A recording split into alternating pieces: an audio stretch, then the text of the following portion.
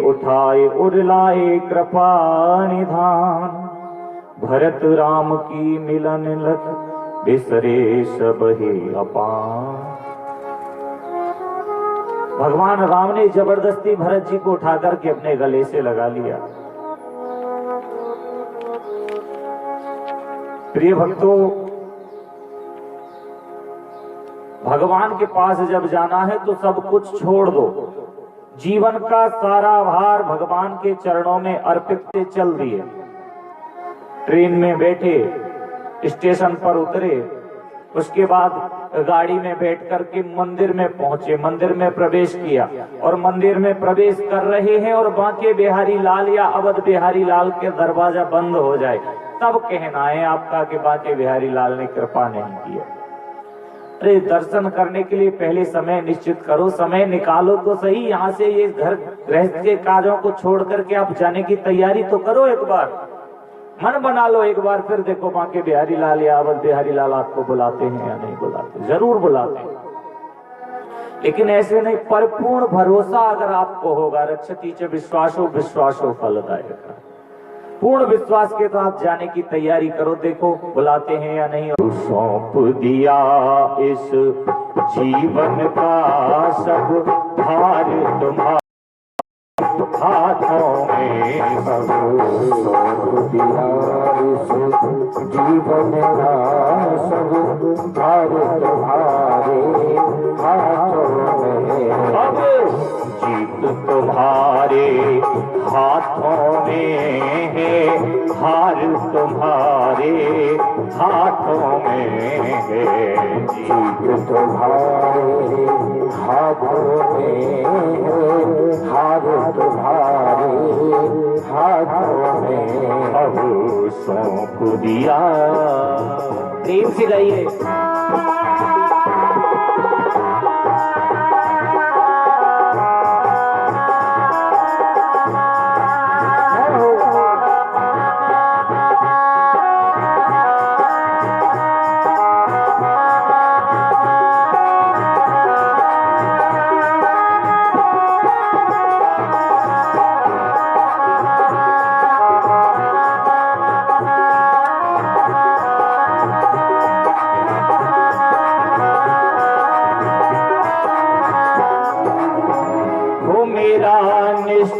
बस एक यही रहे, मेरा निश्चय बस एक यही। हाथों में हार तुम्हारे हाथों में।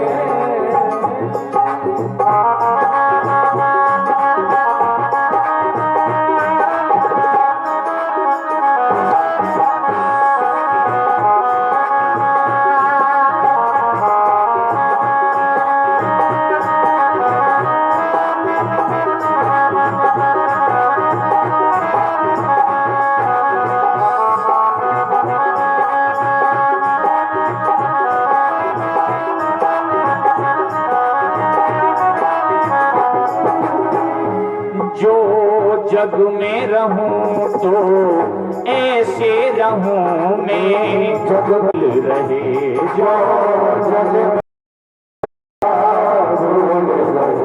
इस जग में रहना है तो ऐसे रहिए जिस प्रकार से कमल का फूल जल में रहता है। जल में जब कमल का फूल रहता है, पूरे वृक्ष जल में डूब जाए लेकिन कमल का फूल ऊपर ही रहेगा, डूब नहीं सकता। मैं जग में रहूं तो ऐसे रहूं, मैं जग में रहूं तो ऐसे रहूं जो जल में कमल का फूल रहे जो।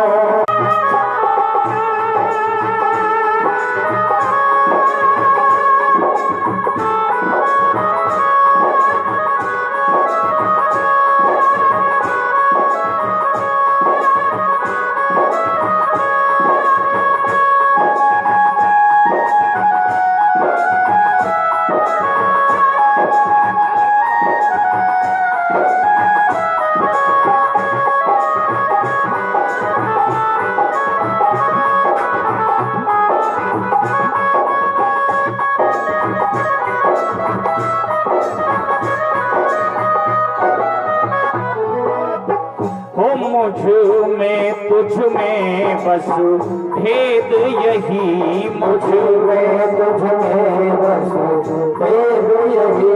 मैं नर हूँ तुम नारायण हो, तुम्हारे हाथों में अब सौंप दिया।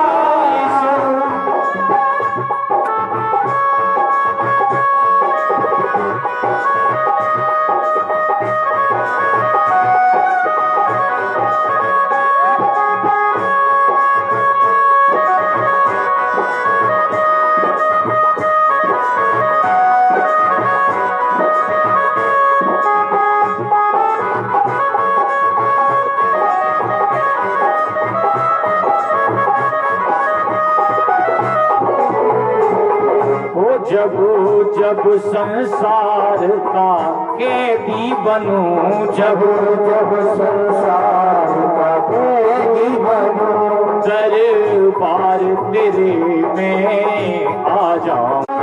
इस जीवन का सब भार तुम्हारे हाथों में अब सौंप दिया। इस जीवन का भार तुम्हारे हाथों में सौंप दिया। इस जीवन का सब भार तुम्हारे हाथों में। ये राजा रामचंद्र की। प्रिय भक्तों, श्री भरत जी महाराज भगवान राम से मिलते हैं। सब पुरवासी पुर गबनु सुनावा, रस कर सुरपुर गबनु सुनावा। सुने रघुनाथ सही दुख भावा, सुने रघुनाथ सही सुन गावा।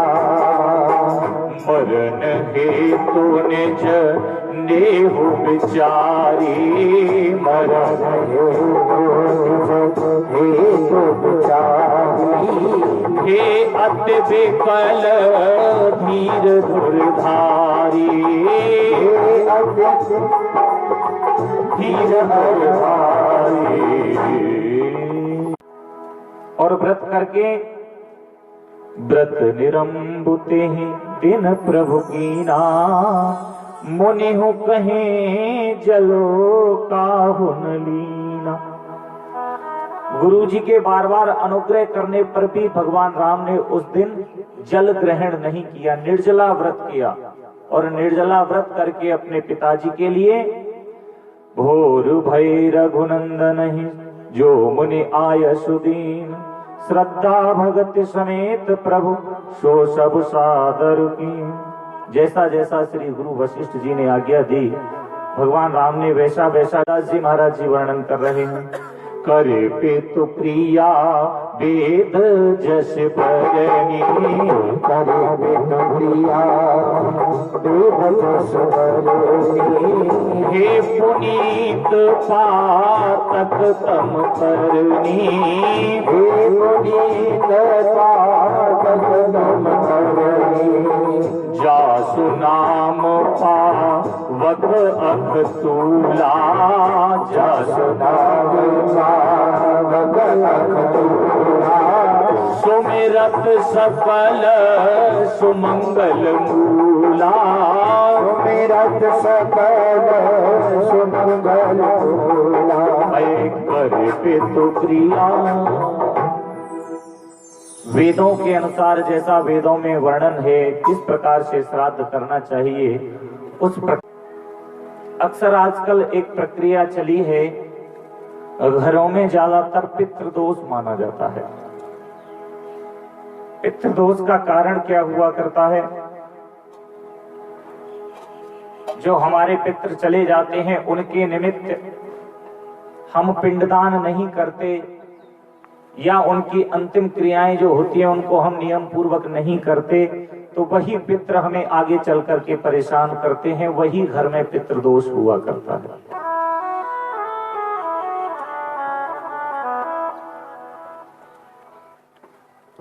ये पितरों के लिए जो हम श्राद्ध करते हैं, जल तर्पण करते हैं, ये कब से चली प्रक्रिया? कहते हैं कर्ण के नाम से कर दो एक पिंडदान। श्री धर्मराज युधिष्ठिर जी कहते हैं हम कर्ण के नाम से पिंडदान क्यों करें? कर्ण कोई हमारा वंशज थोड़ी है, हमारे परिवार का थोड़ी है। मां कुंती कहती है बेटा वो तुम्हारा बड़ा भाई है। धर्मराज युधिष्ठिर आश्चर्यचकित रह गए, क्या कहते हो? हाँ बेटा वो तुम्हारा बड़ा भाई है, लोक लज्जा के भय के कारण मेरे कबारी अवस्था में हुआ था, इसलिए मैंने उसको जल में प्रवाहित कर दिया था। क्या बात करती हो? उसे तो सूतपुत्र कहते थे। बोले नहीं, सूतपुत्र कहते थे, उसके माँ बाप का कोई पता नहीं था इसलिए, लेकिन वो मेरा अंशज था, मेरी कोख से निकला हुआ था।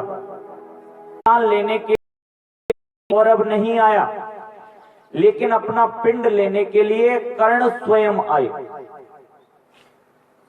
तभी से कहते हैं ना कनागत, हमारे यहाँ कहते हैं कनागत, लेकिन वो सब शुद्ध शब्द नहीं है कनागत, उसका शुद्ध शब्द है कर्णागत। कर्णागत का मतलब है कर्ण आगत आए। कर्ण अपना पिंडदान लेने के लिए आए, जब से नाम हो गया कर्णागत, जब से कनागत चलने लगे हैं। पितरों को भोजन कराया जाता है ना पितरों के निमित्त, जब से वो कर्णागत कनागतों की परंपरा चल गई। कहने का तात्पर्य भगवान राम ने अपने पिता के लिए श्राद्ध किया,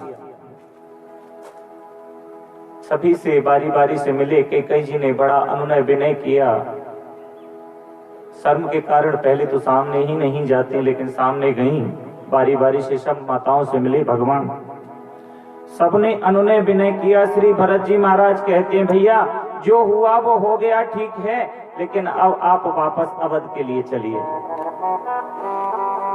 भगवान श्री राम कहते हैं कैसे चले बताइए? पिताजी का आदेश, लेकिन आप एक बार मुझे पुनः ये तो बताइए माताजी और पिताजी का आदेश क्या था? भगवान राम ने कहा पिताजी पर माताजी के दो वरदान थे, दो वरदान मांगे। बोल क्या मांगा वरदान के रूप में, वो तो बताइए मुझे। भगवान राम कहते हैं माँ कैकेयी ने पहले वर में कहा था प्रथम ही वर मोहि भावत जी का, देहु एक वर भर तहि टीका। बड़ी सुंदर बात। बोले दूसरे वर में मांगा था तापस भेष विशेष उदासी, 14 बरस राम वनवासी। ये दो वरदान मांगे थे। उन दोनों दूसरे वरदानों, दोनों वरदानों को पूर्ण करने के लिए पिताजी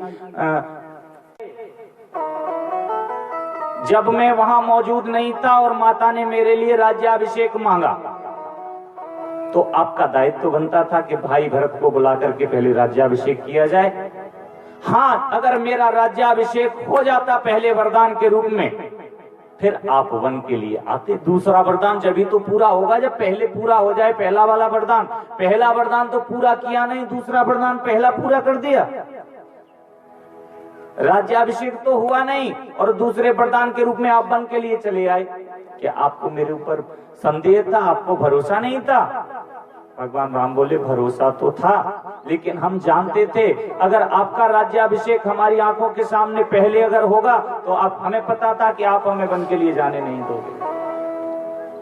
नाना प्रकार से समझाया। सारी रात्रि बीती, कई दिन बीते। जो भी जैसे अभी प्रश्न करता है भगवान से वापस अयोध्या जाने के लिए, भगवान उसको वैसे ही शब्दों में उत्तर देते हैं। सभी थक गए, असमर्थ हो गए। फाल कहत मुसक जाही, राम कृपाल कहत सब जाही, घोर नहा। अगले दिन सबने सुंदर स्नान किया। ब्राह्मण, राजा जनक सब समाज के साथ एकत्रित हुए। आज सबको विदा करने के लिए अच्छा दिन है, लेकिन भगवान राम मन में सकुचा रहे हैं कि मैं उनको किस प्रकार से विदा करूं। बहुत सी बातें हुई। भरत जी ने कहा भरत जी सिर पर वो पादुकाएं रख ली। प्रभु करी कृपा पावरी दीनी, सादर भरत शीश धरी। राम भक्त ले चला रे राम की निशानी, राम भक्त ले चला रे राम की निशानी, राम भक्त ले चला रे राम की निशानी, राम भक्त ले चला रे राम की निशानी। हो शीश पे खड़ा हूँ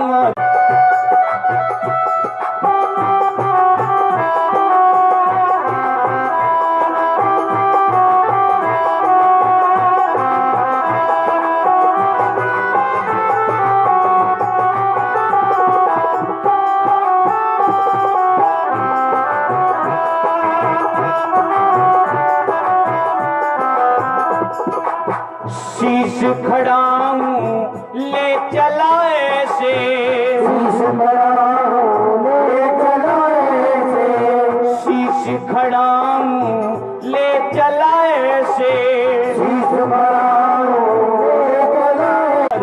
अखियों में पानी, शीश में खड़ा हूँ और अखियों में पानी, शीश पे खड़ा हूँ और अखियों में पानी, शीश में खड़ा हूँ और अखियों में पानी।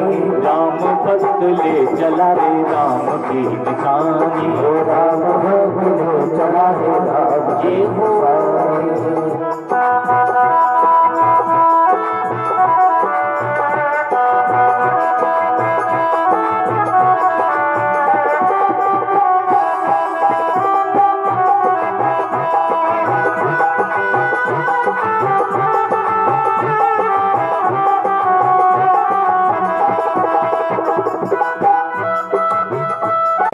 जाने समय क्या खेल रचेगा, कौन मरेगा कौन बचेगा, कब्रे मिलन के फूल खिलेंगे, नदिया के जो फूल मिलेंगे, जी करता है यहीं बस जाए, जी करता है यही बस जाए, हिल मिल 14 बरस बिताए, हिल मिल 14 बरस बिताए।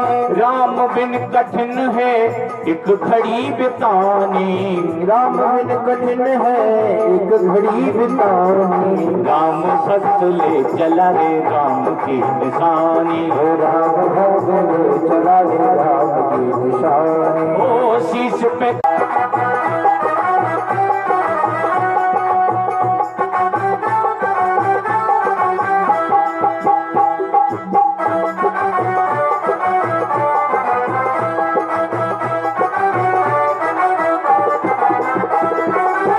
तन मन बचन उमगे अनुरागा, तन मन बचन उमगे अनुरागा, तन मन बचन शरण अनुरागा, तन मन बचन शरण अनुरागा, धीर धुरंधर धीरज त्यागा, धीर धुरंधर धीरज त्यागा, भावना में बह चले धीर वीर ज्ञानी, भावना में शीश पे खड़ा हूँ और अखियों में पानी, शीश पे खड़ा हूँ अखियों में पानी। अजी राम भक्त ले चला रे राम की निशानी, ओ राम भक्त ले चला रे राम की निशानी, राम भक्त ले चला रे राम की निशानी, ओ राम भक्त ले चला रे राम की निशानी, राम भक्त ले चला रे राम की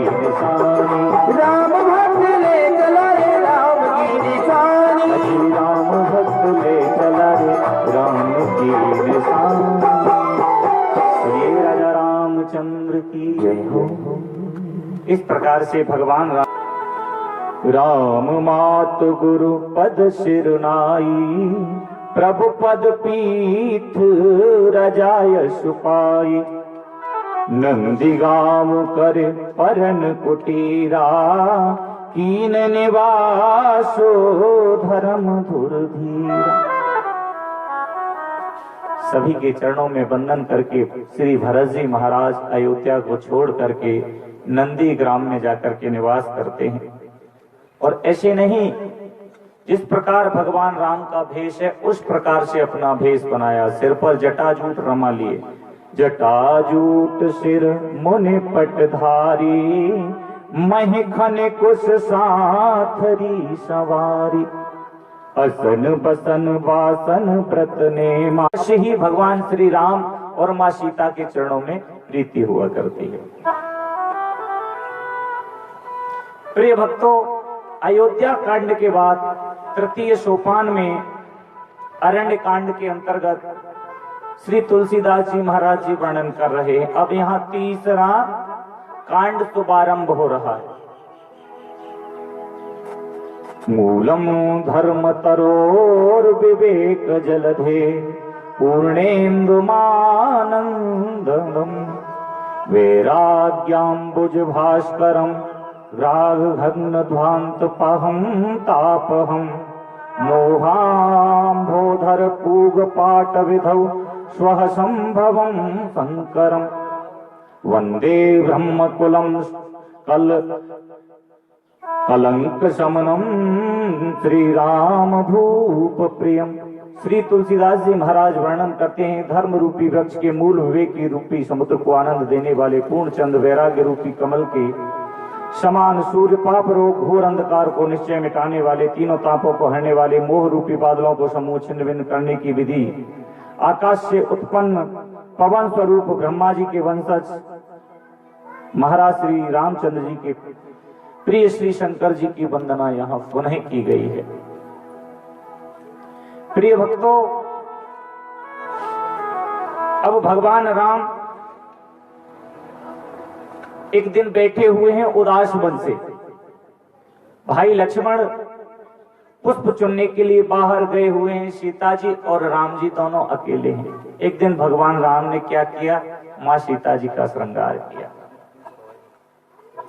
एक बार चुन कुसुम सुहाए, निज कर भूषण राम बनाए, सीतहि पहिराए प्रभु सादर, बैठे फटिक शिला पर सुंदर। सीता जी के चरणों में चोंच मारने लगा। सीता चरण चोंच हति भागा, मूढ़ मंद मते कारण कागा, चला रुधिर रघुनायक जाना, शीक धनुष सायक संधाना।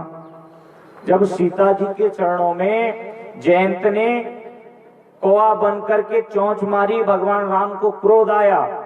कहते हैं कि तिनके की सींग उठाई, भगवान राम ने उसका अनुसंधान किया और उसी को धनुष पर लेकर के चढ़ाया। वही तीर बनकर के अब उसके पीछे पीछे चलने लगा।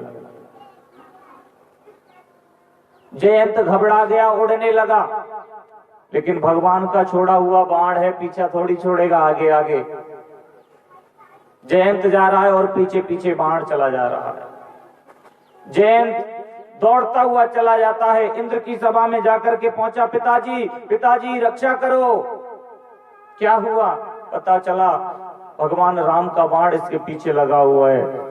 इंद्र जी ने हाथ खड़े कर लिए, हम आपकी कोई मदद नहीं कर सकते।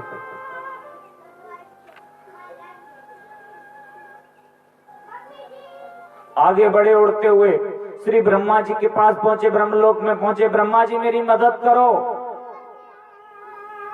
ब्रह्मा जी ने देखा भगवान राम का छोड़ा हुआ बाण है, कहने लगे हमारी बस की बात नहीं है, हम आपकी कोई मदद नहीं कर सकते। वहां से उड़ते हुए आए जी और आगे बढ़े, श्री शंकर जी के पास पहुंचे। भगवान भोलेनाथ तो समाधि में बैठेगा। प्रिय भक्तों, जयंत भगवान राम के चरणों में जाता है और नाना प्रकार से वंदन करते हैं। प्रणाम किया, प्रभु क्षमा कर दो, भूल हो गई। करत दंडवत मुने उरलाए, प्रेम बार द्वये जन अनुभाए। भगवान राम तो बड़े दयालु हैं। भगवान राम बहुत दयालु हैं। एक बार भगवान की शरण में जाकर के तो देखो, बहुत दयालु है। ऐसा कृत्य किया है जयंत ने जिसका वर्णन नहीं किया जा सकता।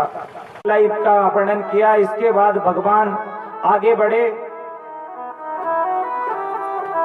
भगवान राम अगस्त ऋषि के आश्रम पर पहुंचे और अगस्त ऋषि के आश्रम पर जब पहुंचते हैं, वहां पर से और आगे बढ़े। आगे बढ़ने के बाद अत्रि ऋषि के आश्रम पर पहुंचे। अत्रि ऋषि की पत्नी अनुसुईया ने सीता जी को बहुत सुंदर उपदेश दिए हैं।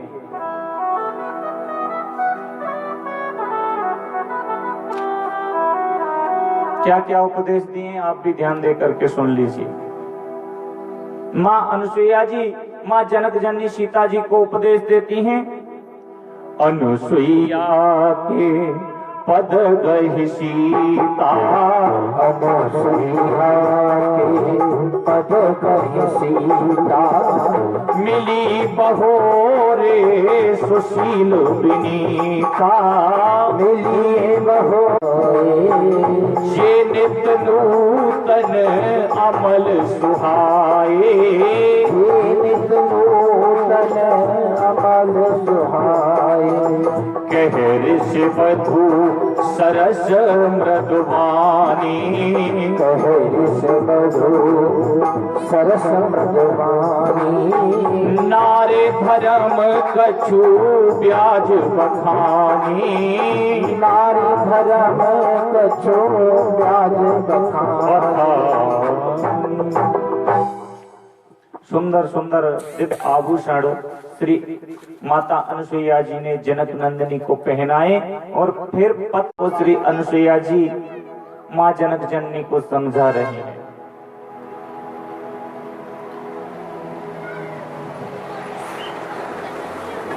माता अनुसुईया मां जनक जननी से कहती हैं, हो धीरज धर्म मित्र अरुणारी, आपद काल परखे अहिचारी। सिया राम जय जय राम, सिया राम जय जय राम। धीरज, धर्म, मित्र और नारी, ये चारों संकट के समय पता चलता है। इनकी परीक्षा संकट के समय में हुआ करती है। धीरज कितना है, धैर्य कितना रख सकता है व्यक्ति, ये संकट के समय में पता चलता है। धर्म की भी पहचान विषम परिस्थिति में हुआ करती है।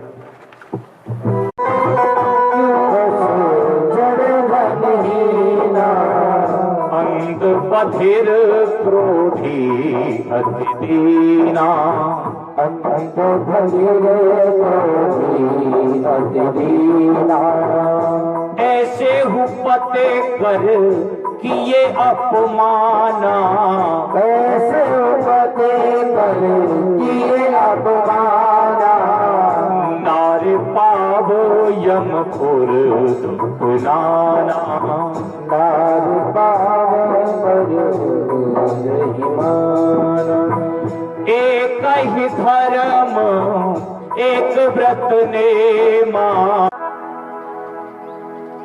व्रत कहते हैं बुजुर्ग को, और बुजुर्ग का मतलब है अपने से बड़ा क्यों न हो, पति वृद्ध क्यों न हो पत्नी के लिए, लेकिन उसके लिए पूजनीय। वृद्ध रोगी हो, लेकिन पत्नी के लिए वही सर्वोच्च है, पूजनीय है। वृद्ध रोग बस जड़ के सब पूरी मर्यादा ही पार कर दी श्री तुलसीदास जी महाराज ने। जड़ कहते हैं मूर्ख को, पागल ही क्यों न हो, लेकिन फिर भी पत्नी के लिए पति ही सर्वोच्च पूजनीय है। धनहीना क्यों न हो, लेकिन पत्नी के लिए पति ही सर्वोच्च पूजनीय है।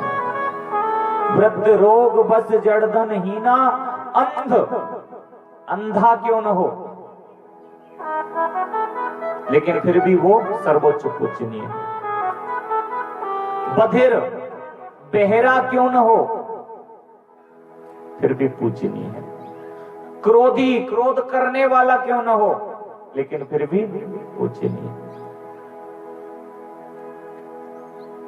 अति दीना अति दीन दुर्बल क्यों न हो, लेकिन फिर भी सर्वोच्च पूजनीय है।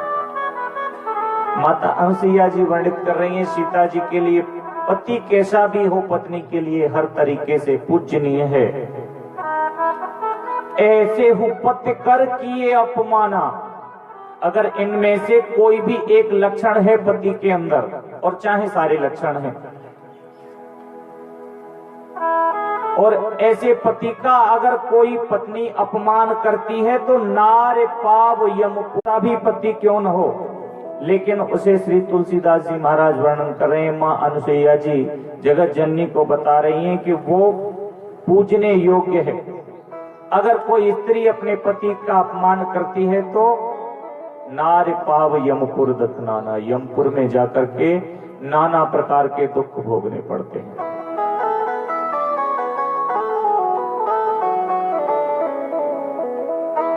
मातृ शक्ति सर्वोपरि हुआ करती है।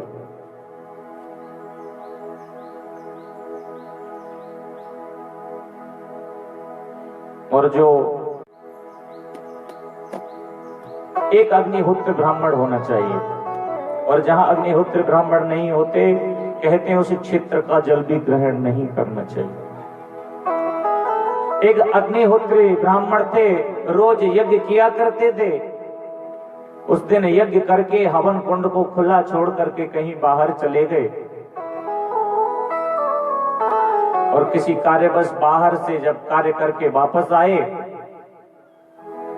गर्मी का मौसम था, थक गए थे, आकर के पत्नी से बोले हमें बहुत गर्मी लगी है, हम बहुत थक गए हैं, अगर मैं खड़े होकर के बच्चे को बचाने के लिए जाऊंगी तो पतिव्रत धर्म नष्ट हो जाएगा, मेरे पति की नींद टूट जाएगी, क्या करूं।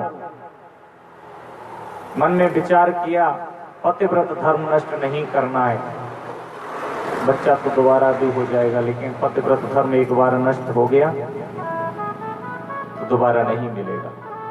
कहते हैं प्रिय भक्तों, वो बच्चा चलते चलते उस हवन कुंड में जाकर के गिर जाता है। अब बैठी तो वो वहां है पति को लेकर के गोदी में, लेकिन उसका मन उस बच्चे के पास।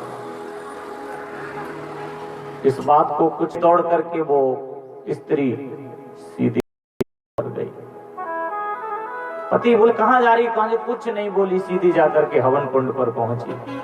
और प्रिय भक्त तो कहते हैं पतिव्रत धर्म सर्वश्रेष्ठ हुआ करता है। उसके पतिव्रत धर्म के श्रेष्ठता के ही कारण उसने देखा अग्नि जल रही है, बच्चा उसमें है, लेकिन अग्नि के द्वारा उस बच्चे का बाल बांका भी नहीं हुआ, यूं ही खेल रहा, बच्चे को उठा लिया।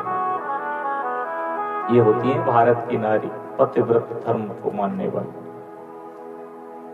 उस दिन बताया था पत्नी का दायित्व होता है पति की सेवा करना, और पत्नी अगर ठीक है, ये ईंट पत्थर के द्वारा जो मकान बना लिया जाता है इसका नाम घर नहीं होता। घर वो हुआ करता है जहां पर गृहिणी अनुकूल मिल जाए, और पत्नी अनुकूल मिलना बड़ा मुश्किल होता है। पत्नी अनुकूल पतिव्रत धर्म को मानने वाली वही हुआ करती है जो पति अगर कोई भी गलत कार्य करे तो उसको गलत कार्य करने से रोके, धर्म के प्रति आरूढ़ रहे, धर्म के प्रति चले, पति की सेवा करे, सास ससुर की सेवा करे, तभी तो ये सत्य सनातन धर्म आगे बढ़ेगा। अब कहते हैं उस दिन भी बताया था, एक बात उन्हें फिर बता रहे हैं। पति घर मार्ग को भूले तो पत्नी उसे बताए, पतिगर मार्ग को भूले। लेकिन अगर पत्नी ही जब गलत कार्य करने लग जाए तो कोई नहीं रोक सकता।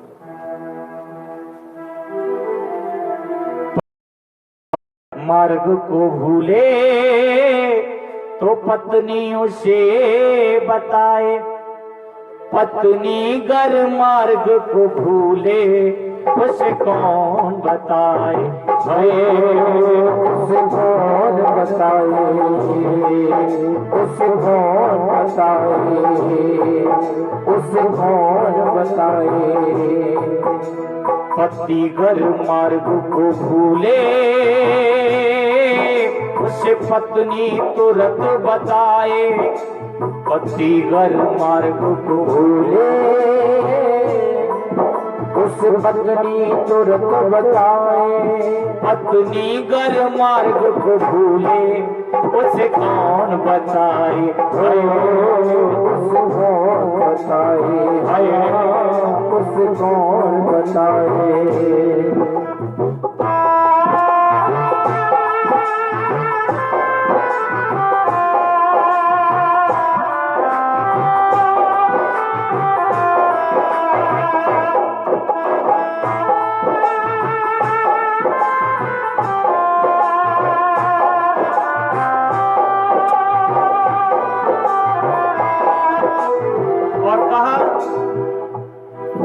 कितना पावन निर्मल है ये माँ बेटे का नाता, कितना पावन निर्मल है ये माँ बेटे का नाता। कितना पावन निर्मल है ये माँ बेटे का नाता, कितना पावन निर्मल है ये माँ बेटे का नाता। 9 मास गर्भ में रखती उस माँ को शीश झुकाता, 9 मास गर्भ में रखती उस माँ को शीश नवाता। 9 मास गर्भ में रखती उस माँ को शीश नवाता। बेटा अगर माँ से रूठे, बेटा अगर माँ से रूठे उसे मैया तुरंत मनाए, गर माँ बेटे से रूठे उसे कौन मनाए। उसे कौन मनाए, उसे कौन मनाए। पतिगर मार्ग को भूले तो पत्नी उसे बताए, पत्नी गर मार्ग को भूले उसे कौन बताए। उसे कौन बताए, उसे कौन बताए।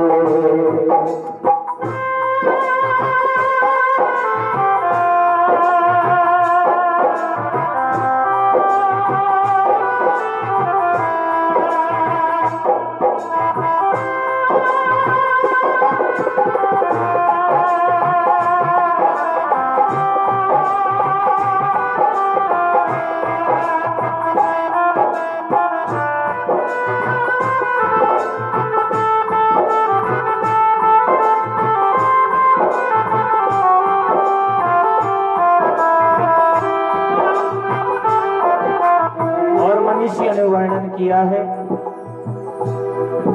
नारी का देखो रे सजना, सजना के बिन क्या सजना। नारी का देखो सजना, सजना के बिन क्या सजना। नारी का देखो रे सजना, सजना के बिन क्या सजना। नारी का देखो सजना, सजना के बिन क्या सजना। जिस नारी का नहीं सजना बेकार है उसका सजना। जिस नारी का नहीं सजना बेकार है उसका सजना। जिस नारी का नहीं सजना बेकार है उसका सजना। धोती में दाग लग जाए,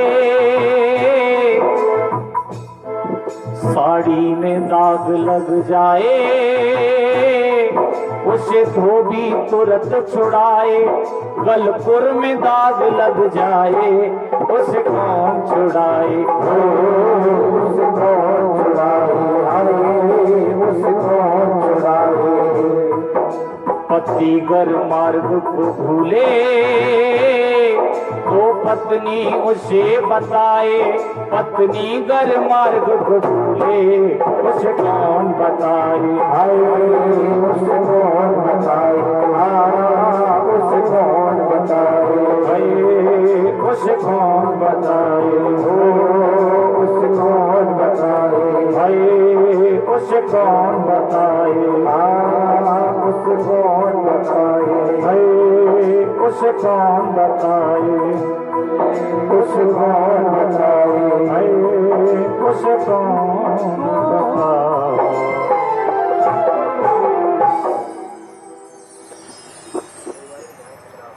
पतिव्रता नारियां इस प्रकार की हुआ करती हैं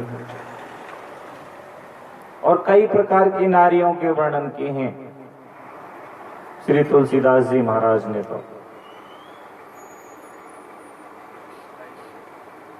4 प्रकार की नारियों के बारे में यहां वर्णित किया है और इस प्रकार नारियों के वर्णन करने के बाद भगवान राम अत्रि ऋषि के आश्रम से आगे बढ़ते हैं। अब भगवान राम अगस्त ऋषि के आश्रम की तरफ जा रहे हैं। कहते हैं रास्ते में सुतीक्षण जी पर कृपा की। अगस्त जी के एक शिष्य हैं श्री सुतीक्षण जी महाराज, और श्री सुतीक्षण जी महाराज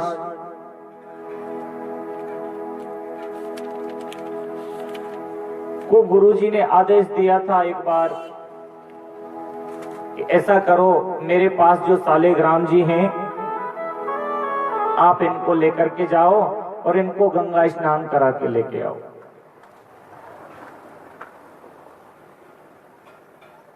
श्री सुतीक्षण जी सालेग्राम जी को लेकर के कमंडलू में डाल करके गंगा स्नान के लिए जाते हैं।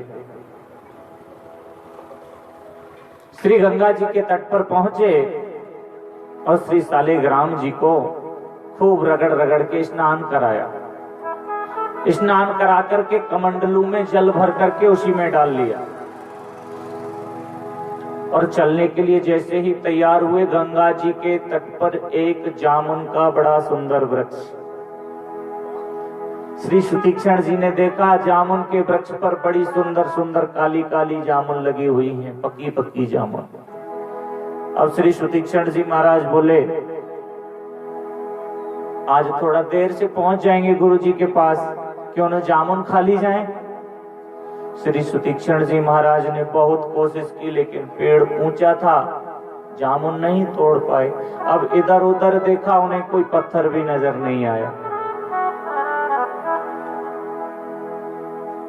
सोचने लगे जामुन खाने के लिए मन कर रहा है। और ये वक्त तो एक बात याद रखना जीवन में, मन अगर कुछ खाने के लिए करे और डॉक्टर ने मना कर दिया है कि ये चीज नहीं खानी तो उसे खा लेना चाहिए, लेकिन भगवान का भोग लगा करके। डॉक्टर ने मना कर दिया, मानिए डायबिटीज है आपको मीठा नहीं खाना, खा लो, लेकिन भगवान के सामने रख करके उसे प्रसाद समझ करके खा लो, कोई असर नहीं करेगा। वो भगवान का प्रसाद है ना। और दैनिक प्रयोग में आप कहते हो ना, चलो जी खाना खा लो, खाना मत खाओ कभी जीवन में। खाना वो होता है बनाया और लेकर के दे दिया, लो जी ये खाना हो गया खा लो, खाना नहीं। प्रसाद भोजन बनाइए अपने हाथों से, फिर उसे भगवान के सामने रखिए, उसमें तुलसी डालिए और एक माला जितनी देर में होती है उतने समय तक भगवान के सामने उसे ढक करके रख दो। फिर देखो वो भोजन प्रसाद बन जाता है और उस प्रसाद को फिर आप ग्रहण करो। कहने का तात्पर्य घर में कोई भी चीज लेकर के आए, सबसे पहले ठाकुर जी को अर्पित करो, फिर उसे प्रसाद समझ करके ठाकुर जी का खाओ। देखो चाहे मीठा खाओ, चाहे फीका खाओ, चाहे कड़वा खाओ, डॉक्टर कितना भी मना करता रहे, कोई परेशानी नहीं। और भगवान को भोग लगाने का तरीका तो यही है, जब प्रसाद को भगवान के सामने रख दिया जाए तो फिर उसके बाद उस पर पर्दा कर देना चाहिए। और अगर आप पर्दा कर दोगे तो भगवान कब खाएंगे, कैसे खाएंगे, अब ये उनकी इच्छा है। लेकिन अगर आप पर्दा नहीं करोगे तो भगवान भोग नहीं लगाएंगे।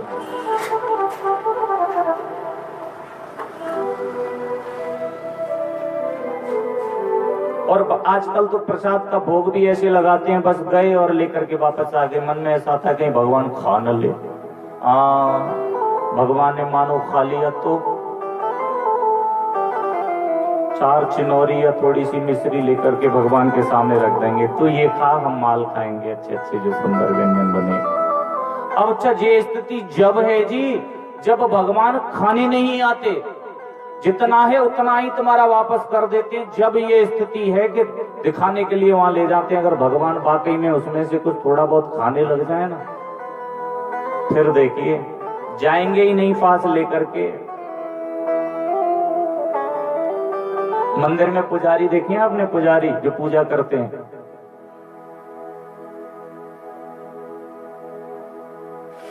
जब वो पूजा करते हैं आप प्रसाद का डिब्बा लेकर के जाइए। मानिए बांके बिहारी के दर्शन में गए और बांके बिहारी के मंदिर में पहुंचे, और बांके बिहारी के मंदिर में पहुंचकर ब्रजवासी के यहां से मिठाई का डिब्बा लिया,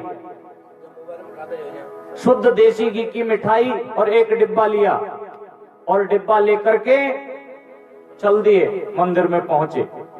और मंदिर में पुजारी जी ने दूर से देख लिया ब्रजवासी के यहाँ का डिब्बा है, उसके ऊपर कुछ दक्षिणा रखी है, आपको पीछे वाले दरवाजे से ले जाकर के आगे खड़ा कर देंगे। और फिर देखिए डिब्बे का भोग, एक ही बार में आधा डिब्बा साफ।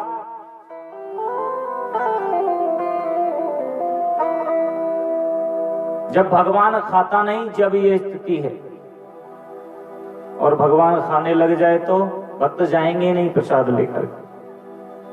नियम हुआ करता है, भगवान के सामने कोई भी आपके घर में वस्तु आए या बने, आप कोई भी व्यंजन बनाए, भगवान को पहले भोग लगाइए, पर्दा कीजिए, तुलसी डालिए, जितनी देर में एक माला हो उतनी देर माला कीजिए। फिर देखिए, आप सबने एक भजन सुना होगा, राजस्थान में एक कर्माबाई हुई, कर्माबाई सुना है नहीं सुना? कर्माबाई के बारे में नहीं सुना?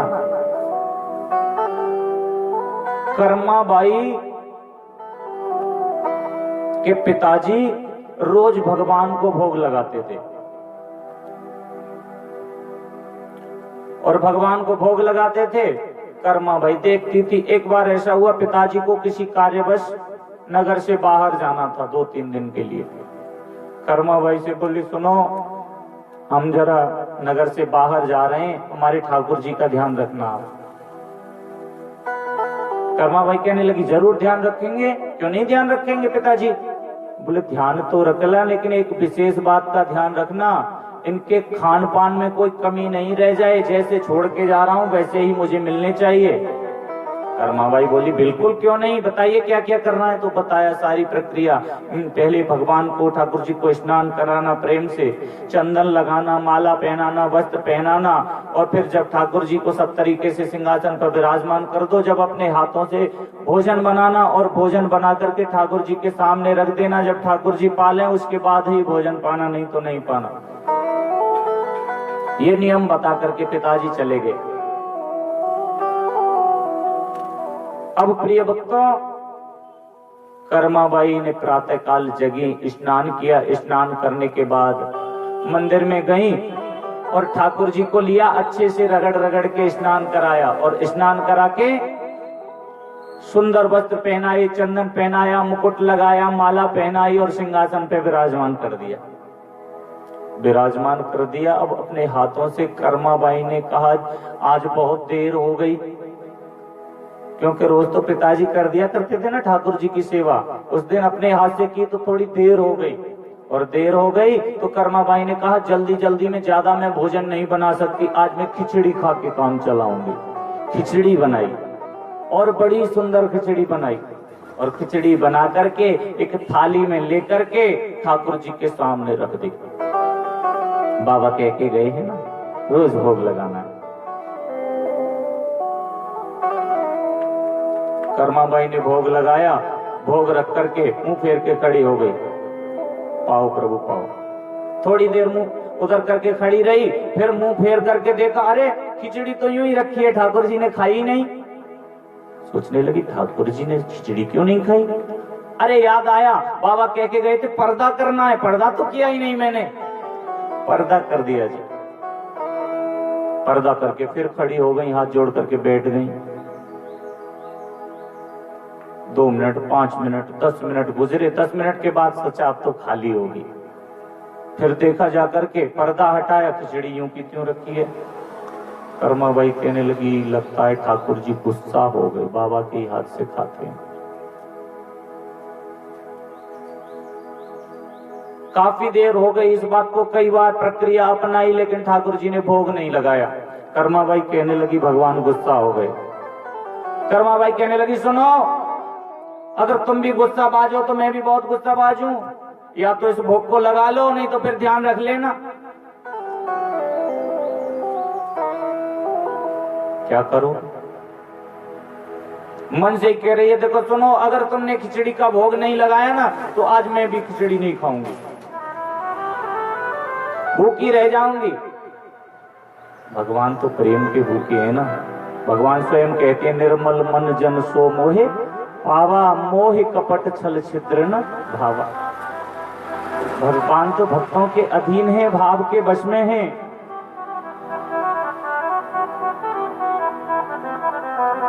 अब तो कहने लगी या तो भोग लगा लो, नहीं तो बाबा मुझे छोड़ेंगे नहीं, आप भोग लगा लो।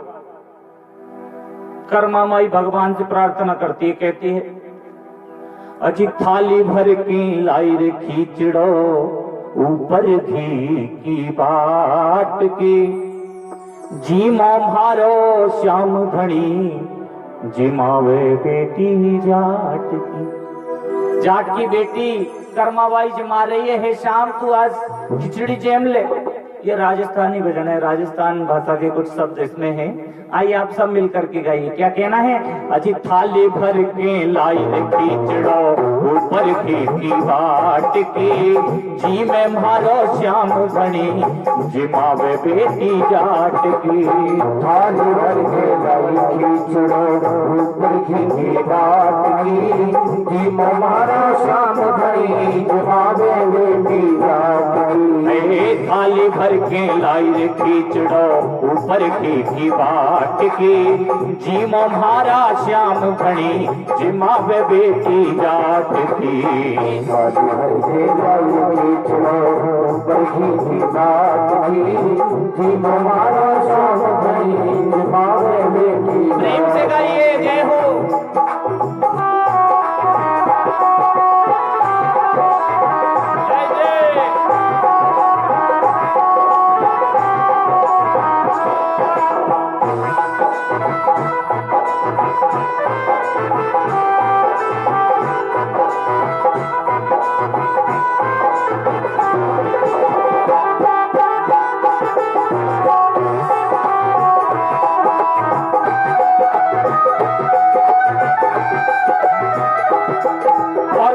क्या कहती है भगवान से ध्यान देके सुनिए।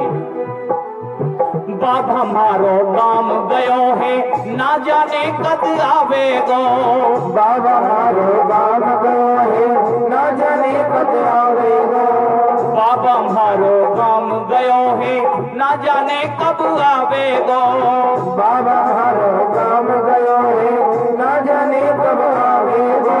भूखे भरोसे बैठो रहो तो भूखो ही रह जावेगो। उनके भरोसे बैठे सावरा, भूखो ही रह जावेगो। हमारे बाबा तो गांव गए हैं, पता नहीं कब तक लौटेंगे। और अगर तुम्हें बाबा के हाथ से ही खाने का शौक है तो भूखे बैठे रहो, पता नहीं कितने दिन बाद आएंगे, तुम भूखे ही रह जाओगे। इसलिए भूखे भरोसे बैठो रहो तो भूखो ही रह जावेगो। अरे उनके भरोसे बैठो रहो तो भूखो ही रह जावेगो। अजी आज जमाऊं तणे खींचड़ो, आज आज जमाऊं तने कीचड़ो काल राबड़ी खाट के जी मारो श्याम गणी जिमावे बेटी जाट की हाल खेला जी हमारा श्याम घड़ी जिमावे बेटी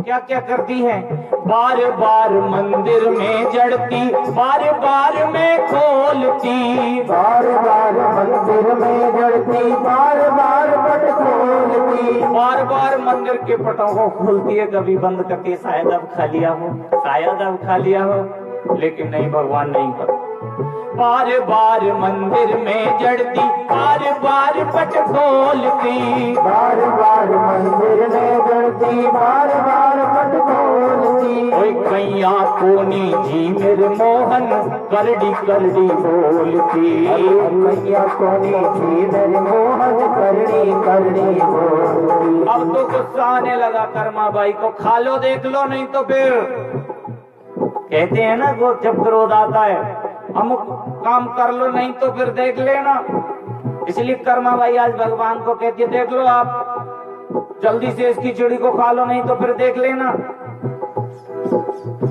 कैया कोनी जी मेरे मोहन करड़ी करड़ी बोलती कैया कोनी जी मेरे मोहन करड़ी करड़ी बोलती तू जी मैं तो जग में जीनू अगर तू भोग लगाएगा तो मैं भोग लगाऊंगी नहीं तो मैं भी आज भूखी रह जाऊंगी तू जी मैं तो जग में जीनू मानू न कोई लाट की जी मैं भारो श्याम घड़ी जिमावे बेटी जाट की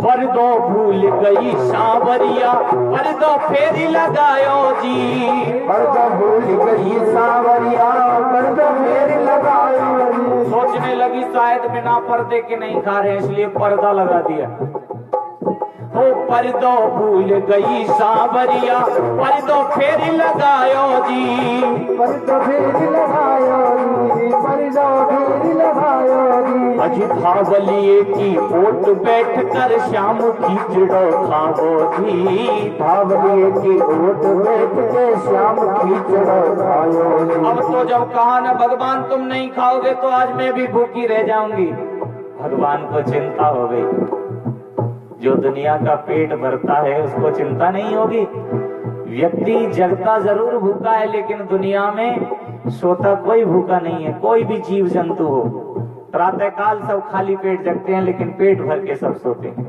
भगवान प्रसन्न हो गए कहने लगे मेरे कारण ये बेचारी भूखी रह जाएगी पर्दा किया पर्दे के पीछे आकर के चुपचाप से खिचड़ी खाने लगे धावड़िए की ओट बैठ कर श्याम खींचड़ो खाओ जी धावड़िए की ओट बैठ के श्याम खींचड़ो खाओ जी भोला भाला भक्ता के भोला भाला भक्ता के सांवरिया कैया आट की जी मारो श्याम घड़ी जिमावे बेटी जाट की खाली भर के लाई खींचड़ो ऊपर जी जाट की जी मारो श्याम घड़ी जिमावे बेटी जाट की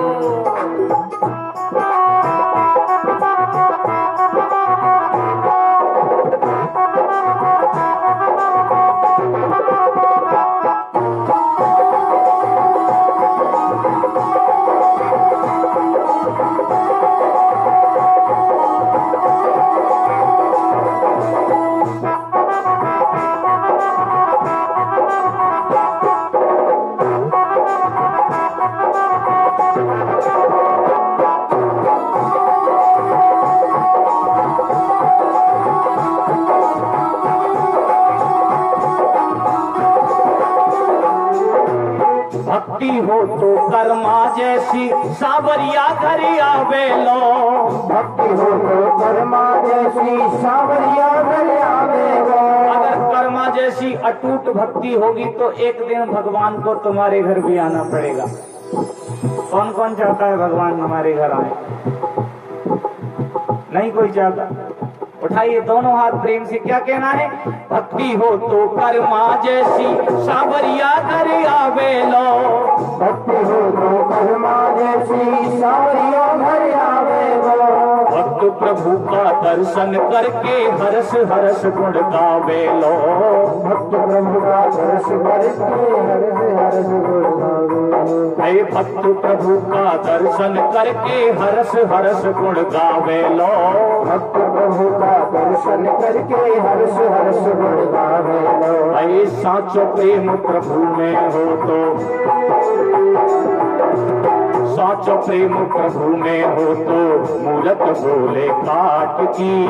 जी में भारा श्याम घड़ी जिमावे बेटी जाट की। थाली भर के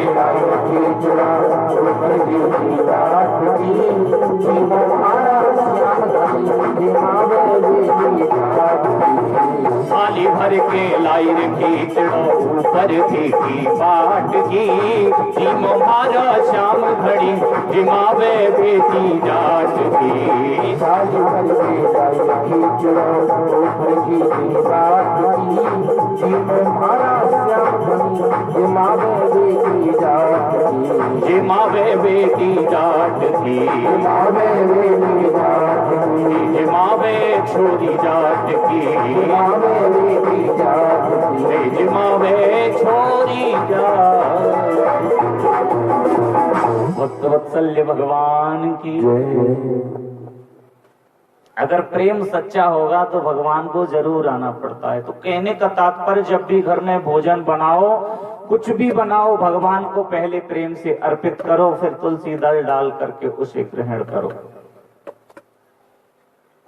बड़ा अचंभा होता है जब हम सुनते हैं ऐसी बातों को। तो कोई व्यक्ति अगर रोज भगवान का चरणामृत ग्रहण करे ना, चरणामृत, चरणामृत समझते हैं? नहीं। कितनी चीजों से बनता है चरणामृत? 5 चीजों से बनता है। क्या क्या होता है उसमें? दूध, दही, घी, बूरा और शहद।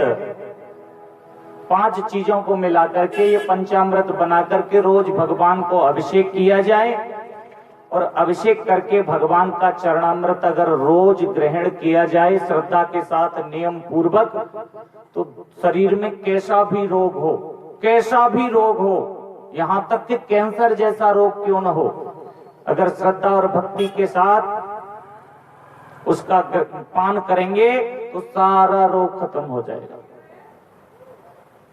मैं आपको निवेदन कर रहा था, श्री सुतीक्षण जी महाराज अब गंगा स्नान कर लिया है और कमंडलू में श्री सालेग्राम जी हैं, और मन में आया कि अब जामुन खानी है। जामुन को देख करके मन ललचा गया है ना। इधर उधर पत्थर देखा, सोचने बहुत कोशिश की पेड़ पर से ऐसे आ जाए शायद, लेकिन नहीं आएगा। इधर उधर पत्थर देखा, कोई पत्थर नहीं मिला। अब सोचने लगे सालिग्राम जी है ना हमारे पास, क्यों ना उनका सदुपयोग कर लिया जाए। पहले तो प्रणाम किया, सालिग्राम जी महाराज क्षमा करना, रोज आपकी पूजा होती है, रोज आपको अभिषेक होता है, आज हमें थोड़ी सी जामुन खिला दो। प्रणाम किया और सालिग्राम जी को उठा लिया हाथ में।